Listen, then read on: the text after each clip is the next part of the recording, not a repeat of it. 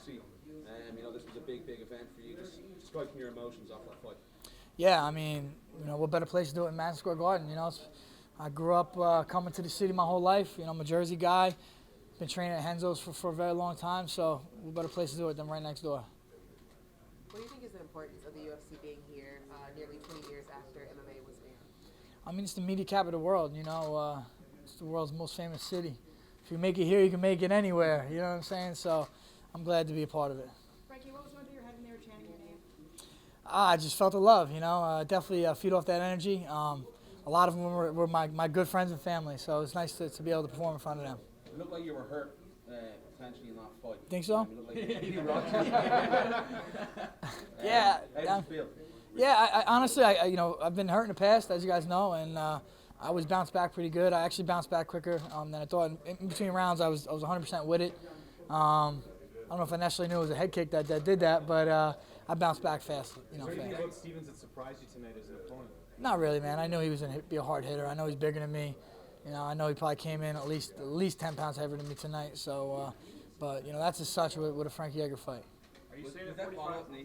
Was that follow-up knee after the kick? Did that hurt you? Because it appeared very illegal. Or do you remember that? Yeah, I don't know, man. I didn't even know I got hit with a knee, really. So, yeah, I guess it didn't hurt me enough. Okay. Are you staying at 45 or are you going to go down? Right now, I'm staying at 45. I don't know, man. We'll see. Right now, 45. We'll see what tomorrow says. What I say tomorrow. What about a Dominic Cruz fight? Yeah, hey, he's got a fight ahead of him. We'll see what happens with that one, and maybe we can make a choice after that. When did you start remembering after the kick and the knee? But when I was back, I got to go back and watch it. But when I went back to the corner, I was coherent. I was 100% with it, and my corner was trying to hey, you here? And I'm like, yeah, I'm with you guys. Did you feel the pressure more in this fight, say, compared to other fights with you coming up a loss to Aldo and fighting in New York for the first time? No, I put so much pressure on myself. My first fight ever was an underground fight here in New York, and the pressure still feels the same because, I'm pretty tough on myself, and I didn't want to go walk away without a W tonight. And how much did it help having Eddie Alvarez also on this card? You guys training, getting ready together at the same time? Yeah, it's huge. It's motivating. You look across the room and see a guy that's struggling just like you are for the same night, and me and Eddie came up since 2005, 2006. So it's fitting that we were both on the card together, along with Caitlin, Chris Weidman, and Rafael Natal. Are you celebrating tonight? Must be a big one. Yeah, I'll be in a hotel room with my friends and family, man. I'm not a big party guy, so I'll definitely put a couple back, though. In that round where you took the knee, at the end of the round, you pulled it around, and it looked like you were going for another submission. You looked up at the clock, saw there was about 18 seconds or so. Did you think that you were going to sink that? Yeah, it was close. I thought I almost had it. He rolled to his back, and I let go and went for a one-handed guillotine. I think maybe I should have stuck with both hands, but, hey, gave it a shot. How was Jeremy Stevens as an opponent? Was this the guy you trained for, or was there anything that surprised you out there?